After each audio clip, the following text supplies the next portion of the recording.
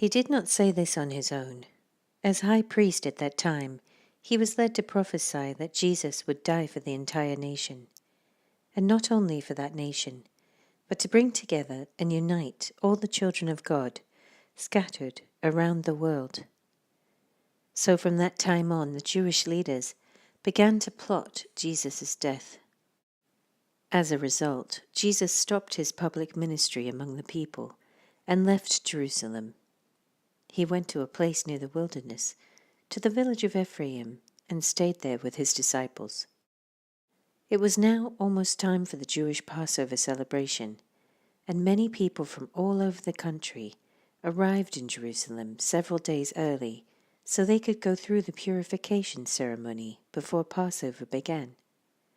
They kept looking for Jesus, but as they stood around in the temple, they said to each other, "What do you think? He won't come for Passover, will he?" Meanwhile, the leading priests and Pharisees had publicly ordered that anyone seeing Jesus must report it immediately so they could arrest him.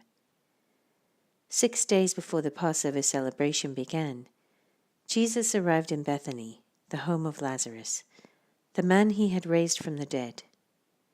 A dinner was prepared in Jesus' honor. Martha served, and Lazarus was among those who ate with him. Then Mary took a 12-ounce jar of expensive perfume made from essence of nard, and she anointed Jesus' feet with it, wiping his feet with her hair. The house was filled with the fragrance. But Judas Iscariot, the disciple who would soon betray him, said, "That perfume is worth a year's wages. It should have been sold and the money given to the poor." Not that he cared for the poor. He was a thief, and since he was in charge of the disciples' money, he often stole some for himself. Jesus replied, "Leave her alone. She did this in preparation for my burial. You will always have the poor among you, but you will not always have me." When all the people heard of Jesus' arrival, they flocked to see him, and also to see Lazarus, the man Jesus had raised from the dead.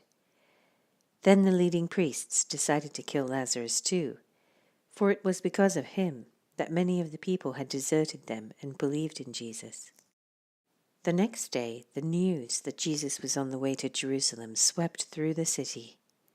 A large crowd of Passover visitors took palm branches and went down to the road to meet him. They shouted, "Praise God! Blessings on the one who comes in the name of the Lord! Hail to the King of Israel!" Jesus found a young donkey and rode on it, fulfilling the prophecy that said, "Don't be afraid, people of Jerusalem. Look, your king is coming, riding on a donkey's colt." His disciples didn't understand at the time that this was a fulfillment of prophecy.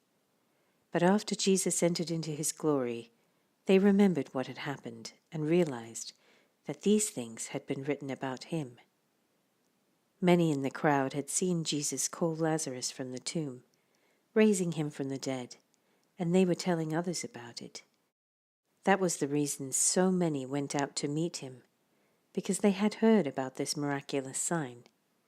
Then the Pharisees said to each other, "There's nothing we can do. Look, everyone has gone after him."